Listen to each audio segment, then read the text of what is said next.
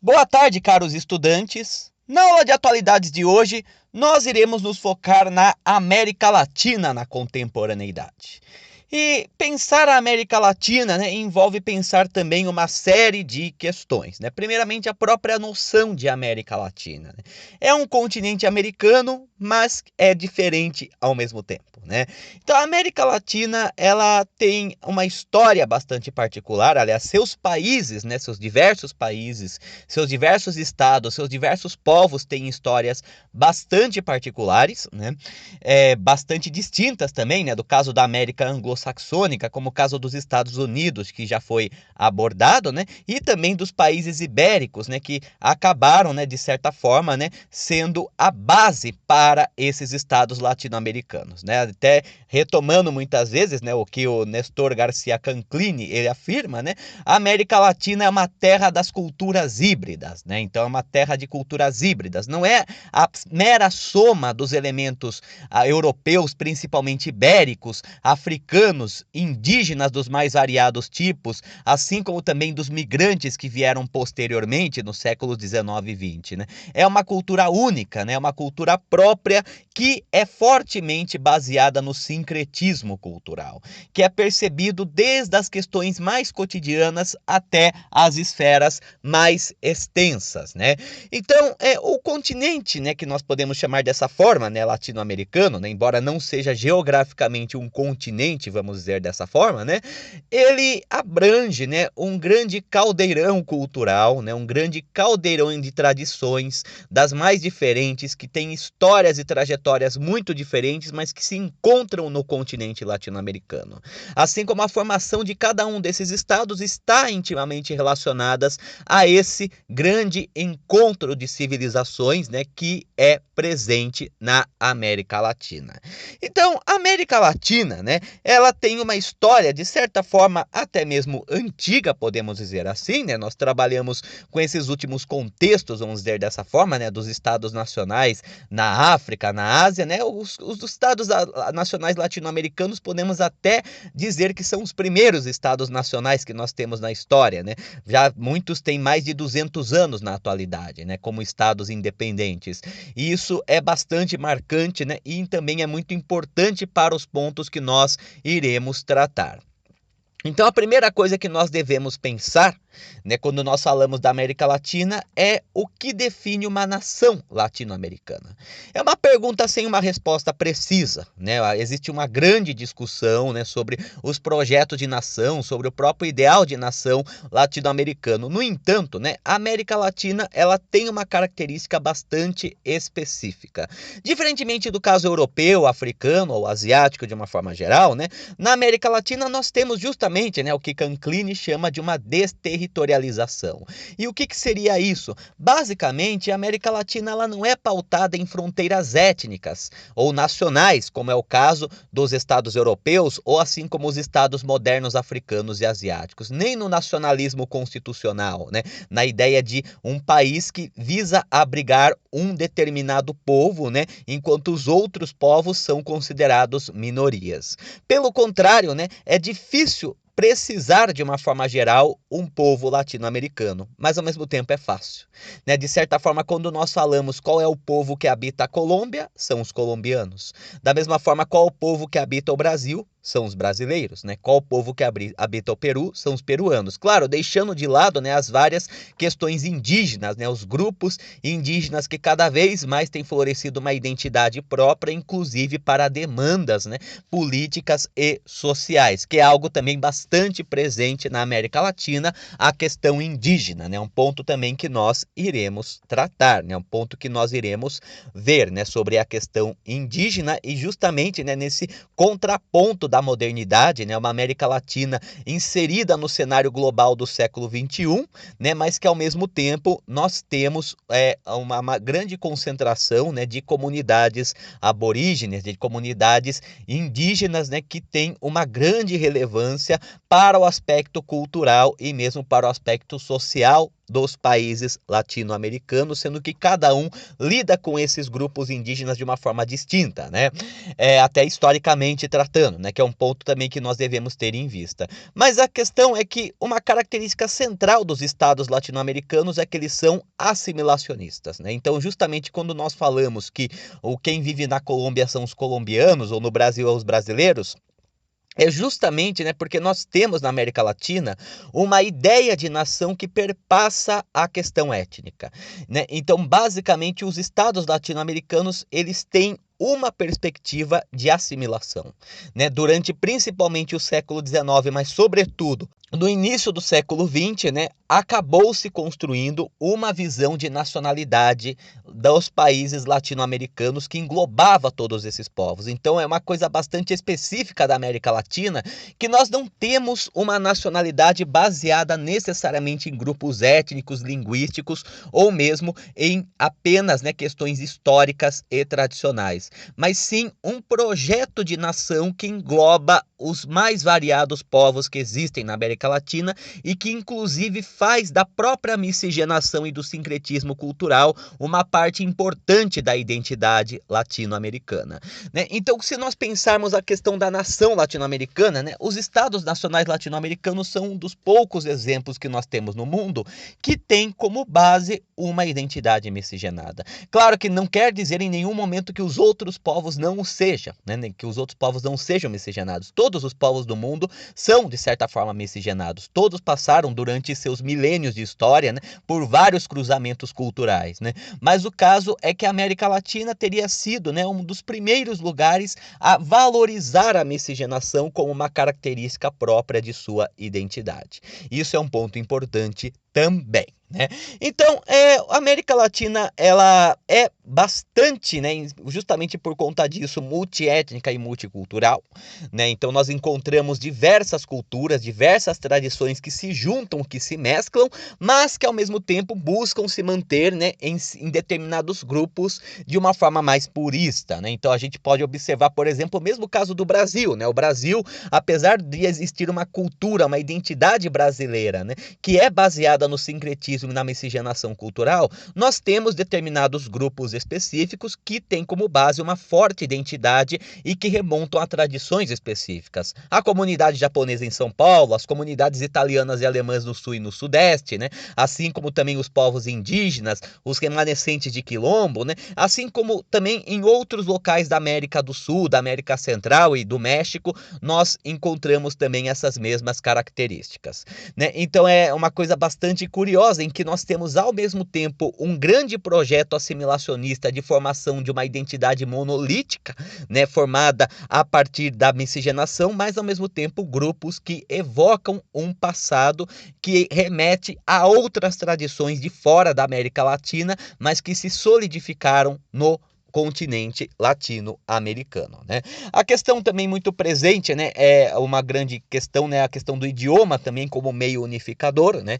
De certa forma, os países latino-americanos, eles têm uma língua franca, embora, né, se nós pegarmos vários exemplos de países latino-americanos, muitos têm dezenas de idiomas que são falados, principalmente contando com os idiomas indígenas, que são os mais variados, né, e até as questões constitucionais de reconhecimento, né, dos direitos indígenas e também dos direitos às tradições indígenas, que é algo que é bastante presente em vários países latino-americanos, né, mas que ao mesmo tempo também, né, existe uma espécie de língua geral de comunicação, que é o português, no caso brasileiro, e o espanhol, no caso do resto da América Latina, né?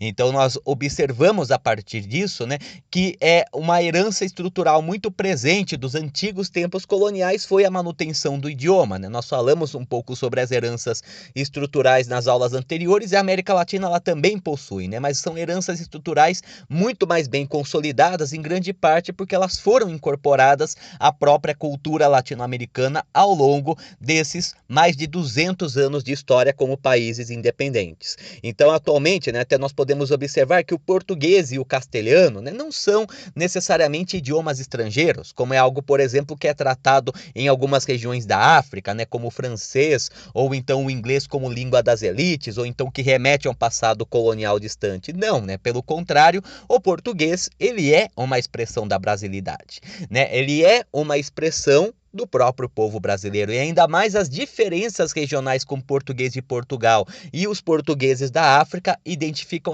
ainda mais o português como um elemento da brasilidade. Da mesma forma, no espanhol, que é falado no resto da América Latina, e os seus dialetos regionais também acabam representando um sentimento nacional no que diz respeito aos seus determinados países, o espanhol de México, da Argentina, do Chile, do Paraguai, né, do Peru, entre outros aspectos. Mas, ao mesmo tempo, né, alguns países também começaram a adotar, né, desde os meados do século XIX e mesmo do século XX, um aspecto mais poliglótico, né, o reconhecimento de outras línguas oficiais, né, o que é uma coisa bastante característica. Né? No Paraguai, além do espanhol, o guarani é uma língua oficial importante ensinada nas escolas. No Peru, nós temos o quechua, na Bolívia, o aymara, né? Então, no México também nós temos o náhuatl, né? Na Guatemala, as antigas línguas maias, né? Então, nós temos muitas vezes essa ideia, né, da língua do antigo colonizador que foi readaptada para o contexto latino-americano, porém, né, não se ignora as raízes ancestrais indígenas. Apesar disso, não foi sempre assim, né? Por muito tempo, principalmente durante o período caudilista no século XIX, em que nós tínhamos uma elite crioula, né? Ou seja, os descendentes de espanhóis nascidos na América, brancos muitas vezes, né, que acabaram governando os países latino-americanos, muitas vezes rejeitavam essa memória indígena, até mesmo considerada como bárbara ou selvagem. Mas foram justamente os movimentos modernistas, bastante típicos da América Latina, né, que reconheceram a importância do indígena a ponto de eles terem uma grande qualidade no sentido de ser a gênese do Estado Nacional. E cada país a sua proporção. Né, cada país a sua proporção.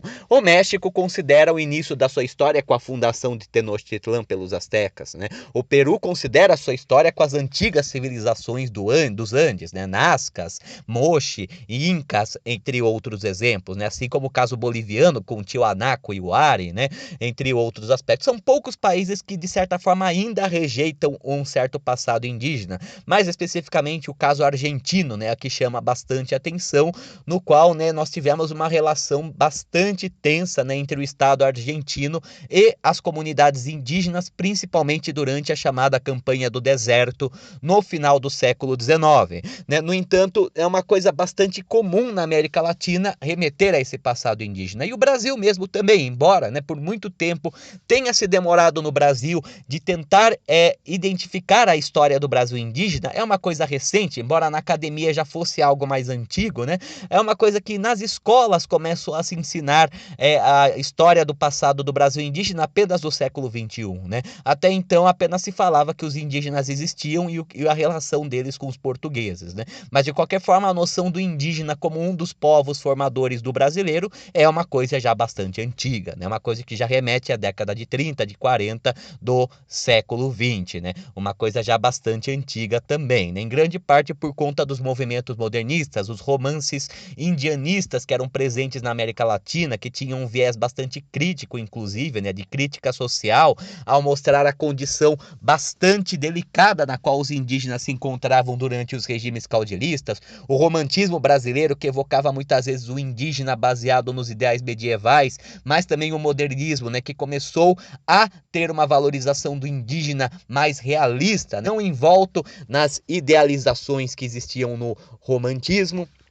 são bastante importantes, né, para pensar as gêneses dos estados nacionais latino-americanos. Infelizmente, né, essa valorização dos indígenas acabou se limitando mais ao campo da arte mesmo, né, porque na prática os indígenas tiveram uma história muito difícil nos países latino-americanos, né, e ainda tem de uma forma geral. Né, nós tivemos vários casos de perseguição ou mesmo até mesmo de uma estigmatização dos povos indígenas. Né, a ideia da demarcação de terras, né, assim como a preservação da cultura indígena é uma coisa muito recente, principalmente proveniente do período pós-regimes militares que se instituiu na América Latina, né? Então, assim, é uma coisa que é bastante recente de uma forma geral, cada país tem a sua política, né? Se nós pegarmos o próprio caso boliviano, né? A Bolívia, que é um estado plurinacional, né? O nome da Bolívia oficialmente é Estado Plurinacional da Bolívia, né? Desde o início do século XXI, que demonstra, né, que a característica da Bolívia é a sua plurinacionalidade, né? com as várias etnias indígenas que são igualmente importantes para a formação do Estado boliviano. No Peru também nós temos uma grande valorização da cultura indígena, mas ao mesmo tempo, né, uma grande desigualdade social com relação aos indígenas. No Brasil, embora nós tenhamos uma lei bastante moderna no que diz respeito à demarcação de terras indígenas, nós vemos que na prática muitas vezes essas leis não são respeitadas e a situação dos indígenas frente ao avanço do industrialismo, né, frente ao avanço também da fronteira agrícola, entre outros pontos, tem sido dramático no contexto atual, mostrando que existe uma grande diferença entre a teoria e a prática, né? A valorização do indígena como uma parte da história, mas ao mesmo tempo, né, o tratamento social ainda é bastante drástico. Não é à toa, inclusive, né, que nós tivemos vários movimentos, até mesmo guerrilheiros, né, muitas vezes de matriz indígena ou mestiça na América Latina. A própria EZLN, o Exército Zapatista de Libertação Nacional no México, ocorreu em Chiapas, uma região formada principalmente por indígenas e mestiços marginalizados, demandando terras e direitos que não eram respeitados, né? A mesma as organizações da Colômbia, como as Farc e o Exército de Libertação Nacional, também tiveram vários segmentos camponeses, indígenas e mestiços, né? Nós tivemos também no Peru, né, vários movimentos indígenas importantes, e no Brasil, mesmo que não houvesse uma guerrilha armada indígena, nós temos diversos movimentos indígenas, diversas manifestações que buscam muitas vezes garantir os seus direitos. Então, né, nós temos muitas vezes essa grande dualidade, né? Por um lado, a valorização do indígena como uma parte fundamental para o Estado, para a formação do Estado, mas ao mesmo tempo, na prática, né, o indígena visto como um obstáculo para o próprio desenvolvimento desses países, que é uma temática que é muitas vezes trabalhada de uma forma geral, né? A ideia do indígena como obstáculo ao desenvolvimento, né? A América Latina, ela entra no século XX e depois no século XXI com grandes promessas de despertar um gigante adormecido. Uma terra bastante rica em vegetação e recursos naturais que começa então a se modernizar, a se industrializar. E elementos associados a um passado, elementos associados ao tradicionalismo, muitas vezes são vistos como entraves para esse projeto desenvolvimentista, né? Então, a questão da América Latina, né, ela tem chamado muita atenção, né? Querendo ou não, a única região do mundo que possui os povos ameríndios, né, e que eram muito mais numerosos anteriormente à colonização, hoje são muito poucos, né, mas que ainda se mantêm e que vivem uma vida de resistência, uma vida no qual eles buscam preservar seus costumes e tradições durante todo esse tempo, impedindo, né, e resistindo ao projeto assimilacionista dos países latino-americanos e agora demandando os direitos de autodeterminação, que têm sido reivindicados cada vez mais para viver em suas terras ancestrais e também para praticar os seus saberes tradicionais, né? Então esse é um ponto fundamental, né? A questão indígena na América Latina, né? Outro ponto também que nós devemos ter em vista é a questão da política externa latino-americana, que é algo que tem chamado muita atenção, né? Recentemente foi afirmado em diversos veículos que a América, o continente americano, é o continente mais pacífico do mundo. E de certa forma, né, se nós observarmos bem, o continente americano ele é ileso de qualquer conflito internacional na atualidade. Tirando os Estados Unidos, naturalmente, né, que se envolvem em diversos conflitos, mas fora do continente americano, né, a América Latina, ela há muito tempo não testemunha uma guerra, tirando o breve conflito armado entre Equador e Peru nos anos 90, né, em 1995, que depois foi selado num acordo de paz sobre a questão da fronteira em 1998, né, a América Latina ela não vivenciou conflitos externos desde então, né? Então, né, se observarmos bem, né, o continente da América Latina ele não vivencia, né, conflitos internacionais, né, não vivencia nem mesmo conflitos regionais entre os países já faz muito tempo. Mas isso não quer dizer necessariamente que o continente latino-americano ele seja um continente pacífico, muito pelo contrário, né, o continente latino-americano, ao mesmo tempo em que nós temos essa grande miscigenação cultural, esse grande sincretismo cultural, nós temos também as desigualdades. Uma característica muito marcante da América Latina e que não é de agora, já remete desde os tempos da colonização e que os estados nacionais latino-americanos não conseguiram lidar durante toda a sua trajetória, né? Falar apenas que a América Latina ela é desigual por conta da colonização ibérica, ela é um exagero, né? De certa forma, de fato, as estruturas coloniais ibéricas, elas estão presentes até hoje nos estados latino-americanos, mas não são elas as únicas responsáveis por esse cenário de desigualdade, né? Nós tivemos praticamente 200 anos de história independente, muitos dos quais foram ditaduras, né? Sejam militares ou sejam caudilistas, e que também, né, governos muitas vezes atrelados à corrupção e ao alinhamento às elites mais tradicionais, né? Que impediu muitas vezes grandes reformas de serem realizadas na América Latina, além também de uma própria oposição das elites mais tradicionais a qualquer projeto muito inovador. É interessante notar, né, que os projetos inovadores eles sempre tiveram muita resistência no continente latino-americano. A industrialização foi recebida como obstáculo pelas elites proprietárias de terra. Se nós pegarmos no Brasil mesmo, né, a própria transferência da capital para Brasília recebeu muita oposição também, né? A questão também, né, da instalação de novas fábricas, né, de montadoras de automóveis, né, assim como também projetos de nivelamento social, reforma agrária, reforma tributária, eles passaram também por grandes oposições, né, durante a trajetória da América Latina. Então, a América Latina, antes de tudo, além de ser um cenário de grande sincretismo cultural, ela também é um cenário de disputas. Então, assim, o sincretismo cultural, o projeto assimilacionista, não nivelou a sociedade socialmente. Pelo contrário, aprofundou ainda mais o abismo social que existe entre os diferentes grupos latino-americanos, né? Então, assim, nós podemos observar, né, que embora, né, praticamente todo mundo no Brasil, ou quase todo mundo no Brasil, fale português e siga mais ou menos o mesmo estilo de vida, né, salvo as diferenças regionais, culturais, como o caso do Nordeste, do Norte e do Centro-Oeste, mas que tem mais ou menos o mesmo padrão, vamos dizer assim, no sentido cultural, né, nós temos muitas vezes uma grande desigualdade que se infere muitas vezes nas questões regionais, como também nas questões sociais, né. Regionalmente, né, a América Latina ela é bastante desigual. Ela é bastante desigual entre os países. Os grandes centros urbanos se tornam também os grandes centros populacionais e financeiros, e as regiões camponesas acabam sendo vistas como retrógradas e muitas vezes não recebem a assistência necessária do Estado, né? Por outro lado também, né, algumas regiões também elas acabam muitas vezes, né, sendo mais privilegiadas do que outras, justamente por conta dessa concentração urbana. Mas isso não quer dizer que a desigualdade se dá apenas por regiões. Não, pelo contrário, dentro das cidades nós temos também essas grandes desigualdades. As grandes cidades latino-americanas cresceram muito em pouquíssimo tempo. No decorrer dos anos 30, 40 e 50, nós tivemos um grande inchamento urbano em algumas dos que já foram as maiores cidades do mundo, como o caso de São Paulo, Rio de Janeiro, Cidade do México, ou mesmo podemos chamar a atenção para Buenos Aires. E, no caso, esse grande êxodo, né, que começa a se instituir nessas cidades, acabou levando muitas vezes à ausência de um planejamento para incorporar tamanho contingente populacional em pouco tempo, levando ao problema da favelização, assim como também o surgimento do crime organizado, né? E nisso nós temos desde as facções criminosas que nós encontramos no Rio de Janeiro e em São Paulo,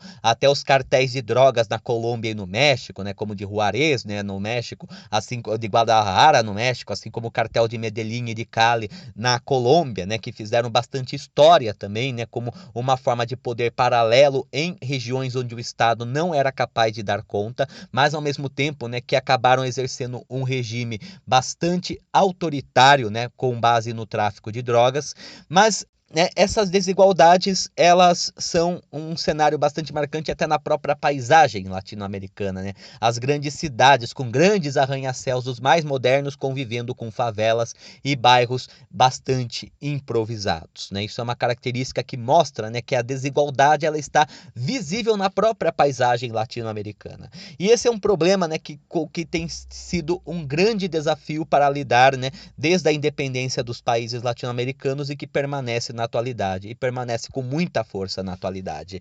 Historicamente falando, né, a América Latina recentemente ela passou por diferentes fases, a ponto de inclusive alguns especialistas chamarem de pêndulo latino-americano. E nas questões políticas nós temos isso bastante evidente. Entre a década de 1990, desde o período da redemocratização, com o colapso dos regimes militares e a abertura política, né, nós começamos a ter uma série de mudanças bastante drásticas no aspecto político ideológico. Os anos 90 são conhecidos muitas vezes como os anos neoliberais, né? O período em que, após os 20 ou 30 anos de regime militar, bastante repressão, censura, né, mas também ao mesmo tempo uma espécie de ultradesenvolvimento que acabou colapsando a economia com a inflação, acabou levando a medidas extremas, né, principalmente o próprio projeto neoliberal, que de certa forma tem suas raízes na América Latina, já que de certa forma, né, o primeiro país a adotar, né, o neoliberalismo como uma política econômica do Estado foi justamente o Chile, né? Antes dos Estados Unidos do Reagan ou a Inglaterra da Thatcher, o Chile do Pinochet já adotava a perspectiva neoliberal, né? Mas a questão é que o neoliberalismo ele acabou sendo uma espécie de solução para controlar o maior problema que os latino-americanos vivenciavam nessa época, a inflação. Né?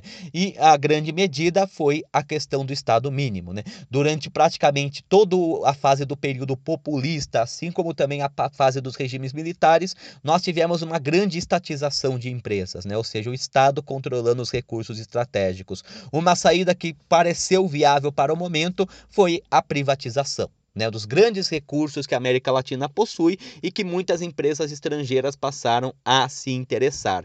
Então, com isso, nós tivemos uma política de certa forma de privatização, de diminuição da função econômica e social do Estado, que acabou dando frutos bastante diversos nos mais variados lugares. No México, por exemplo, né, a entrada do México no NAFTA, por um lado, possibilitou um certo crescimento econômico do México, por outro, acirrou ainda mais as desigualdades sociais, sendo o próprio ZLN um produto desse fenômeno. Né? Se nós observarmos o caso do Brasil, no Brasil o grande temor que existia na vida dos brasileiros era a inflação, que foi contida com os regimes neoliberais, mas a partir, né, de um grande custo, né, com a venda de vários patrimônios estatais, assim como também um grande aumento da desigualdade social. Né?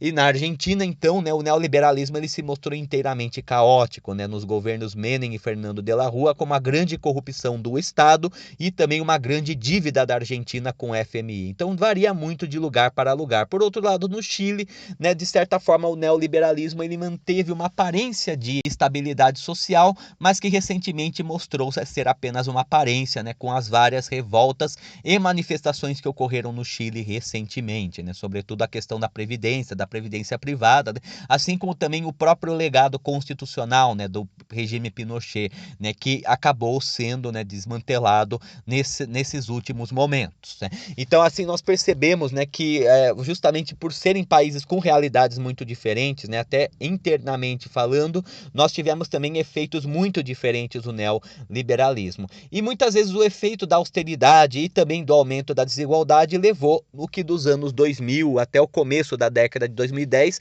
ficou conhecido como a onda vermelha ou a guinada para a esquerda, né, que daí nós já temos a preocupação do Estado assistencialista. Um dos precursores desse movimento foi o antigo tenente venezuelano, né, Hugo Chávez, que depois de fracassar, né, numa tentativa de golpe de Estado contra o presidente venezuelano Pérez em 92, né, ele acabou se candidatando às eleições em 98, né, chegando então à presidência do país e se perpetuando na presidência até a sua morte em 2013. Né?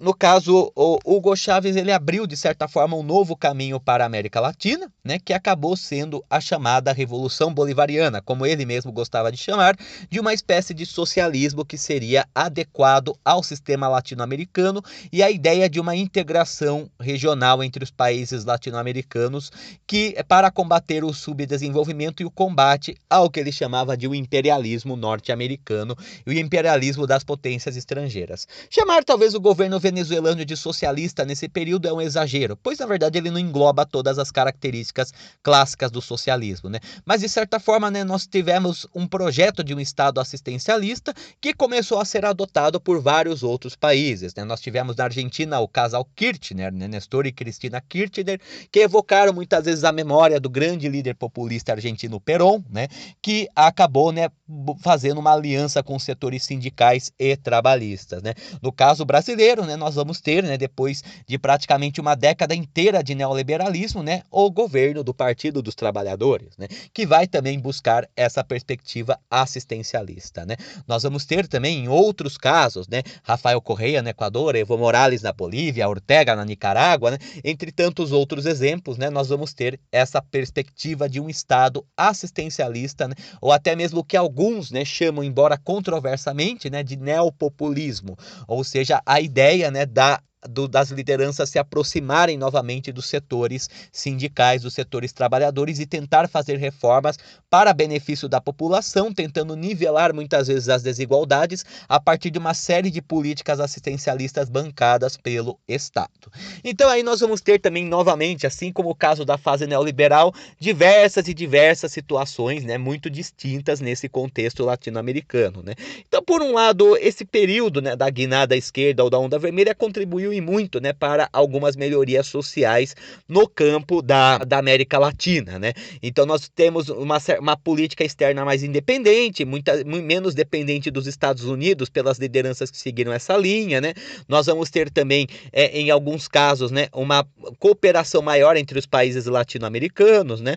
Nós vamos ter também, em outro sentido, né, um investimento mais para as melhorias sociais, principalmente a questão da educação, a questão também, né, da cultura, né, das artes, dos esportes, assim como também, né, para a melhoria salarial, né, e tentar nivelar a política de austeridade herdada pelo neoliberalismo, mas que acabou tendo efeitos dos mais diversos nos diferentes lugares do mundo, né? Então a gente tem mesmo, no caso argentino, né, inicialmente um projeto bastante ambicioso, né, de tentar resolver a grande crise argentina, que acabou resultando em uma outra crise, né? No caso brasileiro mesmo, nós vamos ter, né, de certa forma, uma grande redução dos problemas regionais e dos problemas sociais, mas que, por outro lado, vão desacelerar um pouco o crescimento econômico, né, de uma forma geral, né?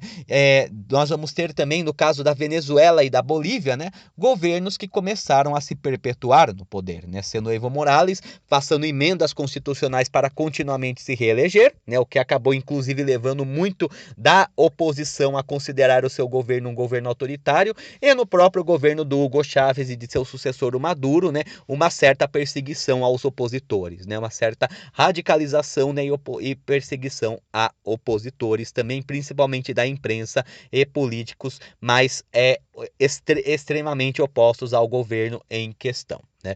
Então o cenário latino-americano ele é marcado muitas vezes por conta dessas grandes diferenças, né, desses projetos que são adotados, e uma das grandes consequências disso foi a chamada onda conservadora, ou reação conservadora, né, que começou a surgir já a partir de meados da década de 2010, né, em que nós já temos uma grande crítica a esse sistema assistencialista, né? E novamente, né, nós temos o retorno a iniciativas liberais, além também de muitas vezes, né, ter como base de apoio o nacionalismo e questões mais tradicionalistas, principalmente no que diz respeito ao clero, seja ele católico ou protestante, né?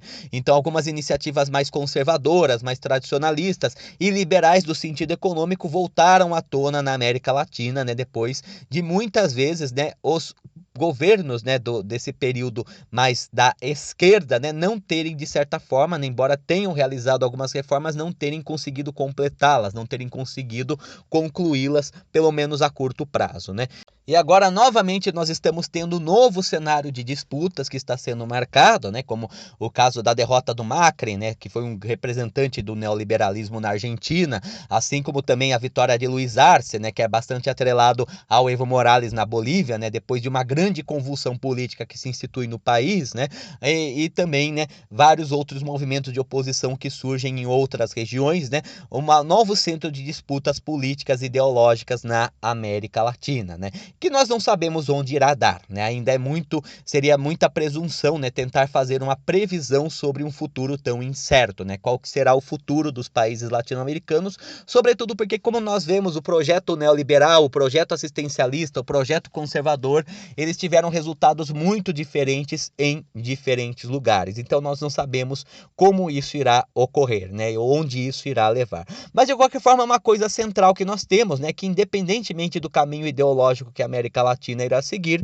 uma questão importantíssima é a questão das desigualdades na América Latina, né, que é um elemento, né, que é muitas vezes potencializador de conflitos. Isso já desde muito tempo, né, que nós temos isso. A própria Revolução Mexicana, na década de 1910, mostrou isso, né, como que as desigualdades muito intensas na América Latina podem levar a, inclusive, movimentos armados, né, e até mesmo uma mudança completa na própria institucionalidade, né. Nós tivemos outros exemplos, Revolução Boliviana na década de 50 também, né, outro exemplo, né, que foi o fim do caudilismo boliviano, né, que é considerado até o ingresso da Bolívia no século XX, com políticas mais modernizadoras, né. Ao mesmo tempo também nós temos a própria situação do surgimento, né, de movimentos guerrilheiros, né, como o caso, por exemplo, das Farc na Colômbia na década de 60 e da ELN, o Exército de Libertação Nacional, atrelados inclusive a ideias socialistas, ou o Sendero Luminoso, né, no Peru, né, que foi uma organização guerrilheira atrelada também ao maoísmo, né, que acabaram, né, marcando bastante a história da América Latina, né, inclusive até na atualidade mesmo, né, nós tivemos alguns desses movimentos em andamento, né, o caso, por exemplo, dos conflitos latino-americanos, né, como falado, a América Latina ela não possui, de certa forma, um cenário de guerras civis ou então de conflitos entre países, mas existem conflitos sociais muito presentes. O último dos grandes conflitos civis que existia na América Latina, que era o conflito colombiano, a guerra civil na Colômbia, né, entre o governo, que teve apoio também de milícias paramilitares, né, chamadas de Autodefesas Unidas da Colômbia, contra organizações de viés mais esquerdista, como o caso das Forças Armadas Revolucionárias da Colômbia, as Farc, e o ELN, né, o Exército de Libertação Nacional. Começou então uma negociação de paz em meados da década de 2010, que no fim acabou levando, pelo menos por parte das Farc, a questão da negociação, a entrega das armas, e a conversão das Farc num partido político. No entanto, isso não quer dizer que as tensões tenham diminuído, muito pelo contrário, né? Afinal de contas, as Autodefesas Unidas da Colômbia, elas ainda permanecem na ilegalidade, e inclusive, né, muitos antigos militantes da Farc continuam sendo perseguidos e até executados pelas autodefesas, né? Então, mostrando que, embora o conflito institucionalizado ele tenha de certa forma encerrado, ainda o conflito persiste. E no caso brasileiro mesmo, embora não haja uma guerrilha nas mesmas proporções como o caso das Farc, ELN, ex-ELN ou Sendero Luminoso, nós temos a questão do crime organizado e também dos movimentos sociais, né?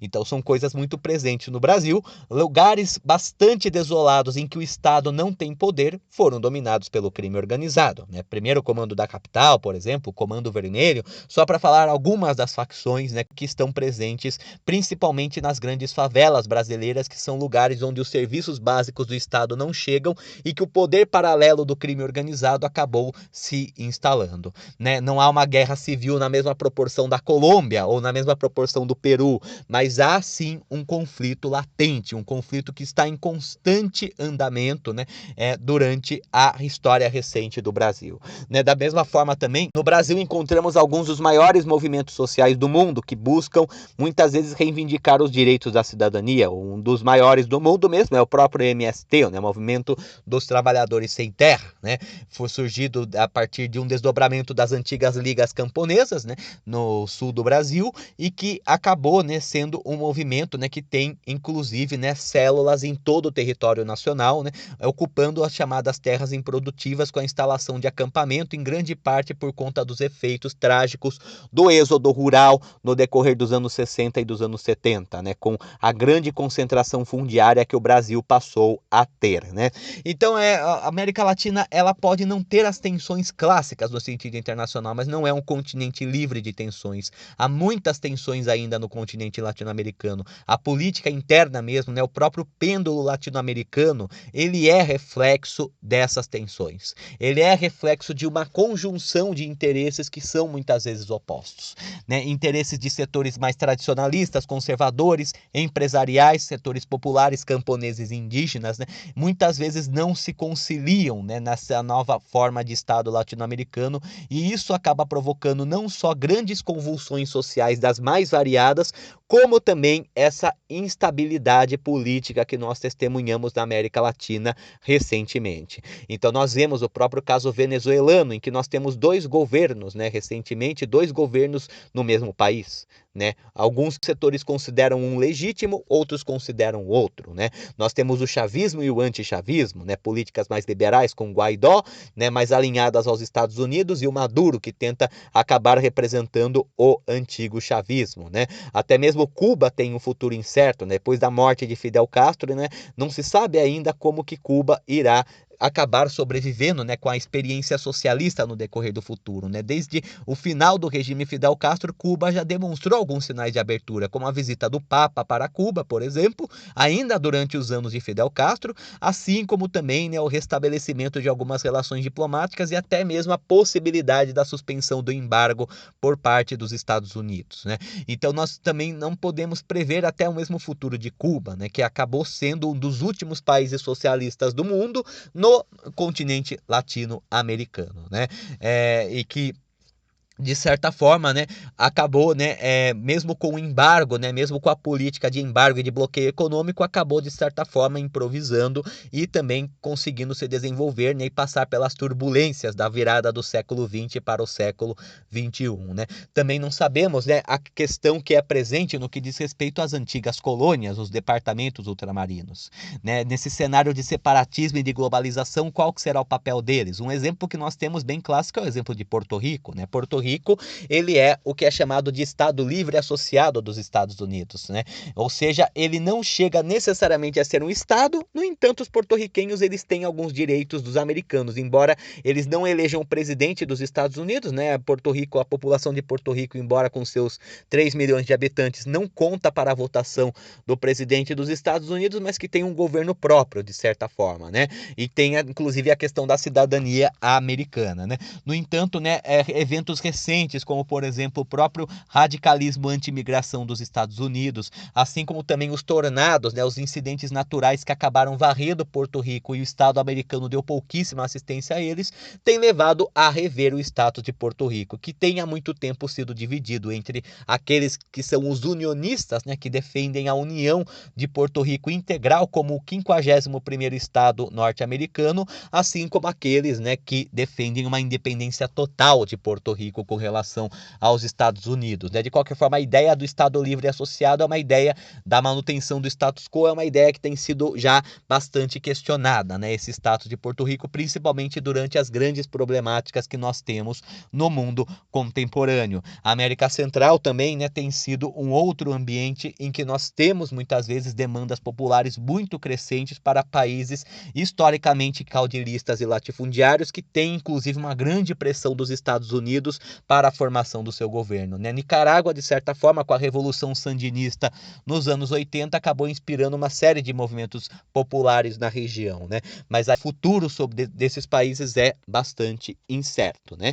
Então, isso é um panorama geral, né? Seria bastante difícil tratar em apenas uma aula todas as questões do que tangenciam a América Latina de uma forma ampla, né? Assim como de qualquer um dos outros cenários geopolíticos que nós temos tratado ultimamente, né? Mas de qualquer forma, né, nós podemos concluir essa aula, né, com essa afirmação, né, que nós temos a própria ideia de estados que têm uma base na própria multiculturalidade, na própria miscigenação, mas ao mesmo tempo também, né, em que nós temos cenários extremamente desiguais, desiguais nos mais variados sentidos, né? Desigualdades regionais, desigualdades econômicas, desigualdades sociais e culturais, mas também, né, as próprias desigualdades no campo político que são acompanhadas de questões ideológicas que fizeram da América Latina um verdadeiro pêndulo ideológico após a redemocratização, oscilando muitas vezes entre direita e esquerda, liberalismo e estatismo, conservadorismo e progressismo, que tem sido uma característica muito marcante da América Latina na contemporaneidade,